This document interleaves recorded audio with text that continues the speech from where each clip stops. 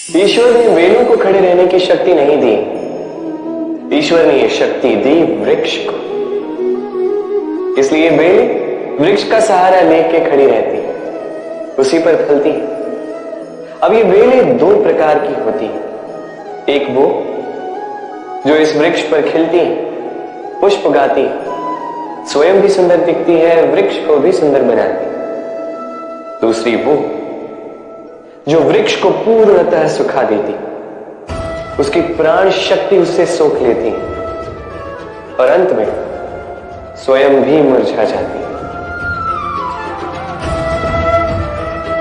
स्मरण रखिए, यदि कोई व्यक्ति सदैव आपके साथ खड़ा रहा, सदैव आपका संबल बनकर रहा, सदैव उसने आपकी सहायता की, और यदि आप उसके साथ छल करोगे तो आपका पतन निश्चित है। ऐसा कभी ना करें। सदैव ऐसे लोगों को प्रेम दे, सम्मान दे। दुख एक ऐसा भाव जो हम चाहे ना चाहे हमारे जीवन में आता ही है, हमारे मन को ठेस पहुंचाता ही है, हमें विचलित कर जाता ही है।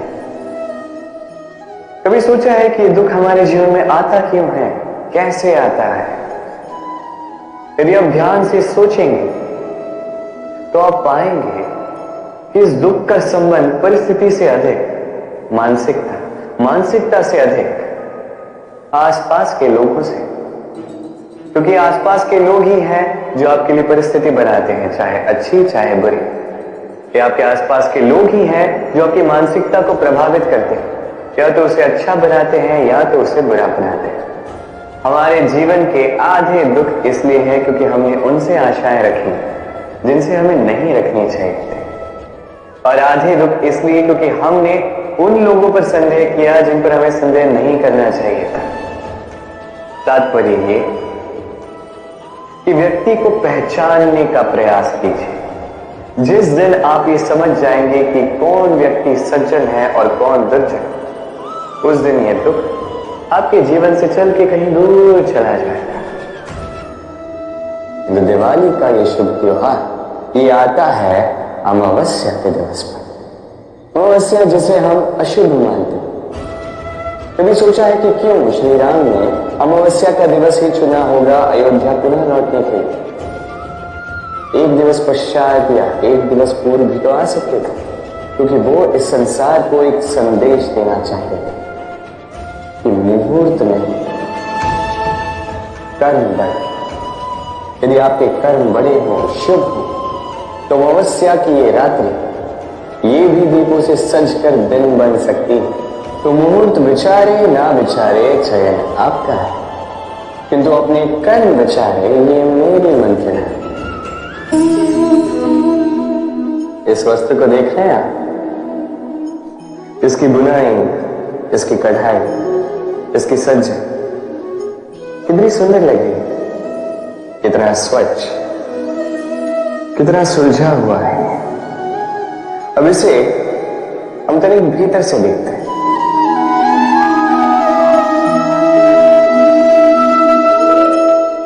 क्या आप भी वही देख रहे हैं जो मैं देख रहा हूं? यही होता है हमारे व्यक्तित्व के साथ भी, यही होता है। ये सारी उलझनें जो है, हमें सुलझने के लिए उलझनों का सामना करना ही पड़ता है। तो इन उलझनों से कभी भयभीत मत होइए, ये बस आपको एक सुलझे हुए मार्ग की ओर ले जाए। प्रेम और चाह समान लगते हैं, किंतु है नहीं, इनमें बहुत अंतर है। देखा जाए तो प्रेम और चाह कभी एक हो ही नहीं सकते।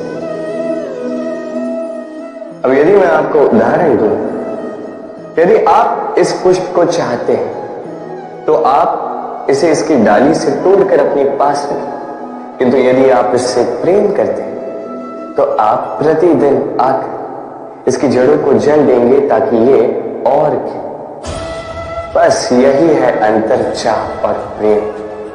चाह स्वार्थ बन जाता है, जहां प्रेम परमार्थ बनता है। तो चाह नहीं, प्रेम कीजिए, जीवन धन्य हो जाए। यदि मैं आपसे पूछूं कि इस संसार में सबसे महत्वपूर्ण तत्व कौन सा है, तो आप कहेंगे जल। और बिल्कुल ठीक है, किंतु किस कारण से? इसलिए कि वो हमें जीवन देता है, इसलिए कि वो हमारी प्यास बुझाता है, या इसलिए कि हमारे दैनिक कार्यों से लेकर मरने तक हमारे काम आता है, हर कार्य में हमारी सहायता करता है? नहीं, इसके पीछे एक भाव है जल की प्रकृति। सोचिए, सागर का ये जल सूर्य के ताप को सहकर वाष्पित होता है, फिर ऊपर जाके मेघों में समा जाता है, फिर मेघों के साथ एक लंबी यात्रा तैर कर कई पर्वतों से टकराकर वर्षा बनकर इस धरा पर बरसता है।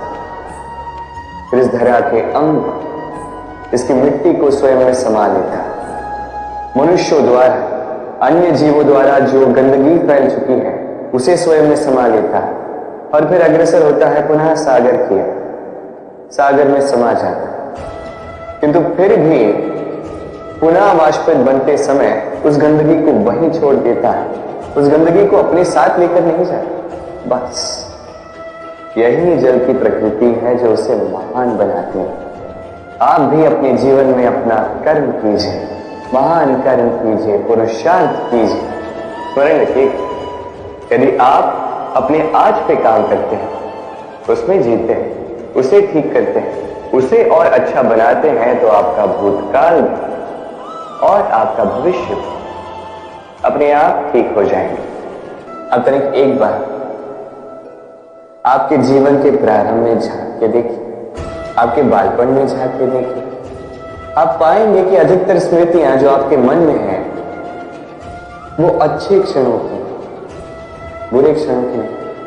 इसीलिए ये बालपन, ये सुखी होता है, ये निश्चिंत होता है। इसलिए आज भी न जाने आप कितने भी बड़े क्यों न हो जाए, बुरी स्मृतियों को, बुरी यादों को भुलाने का प्रयास कीजिए।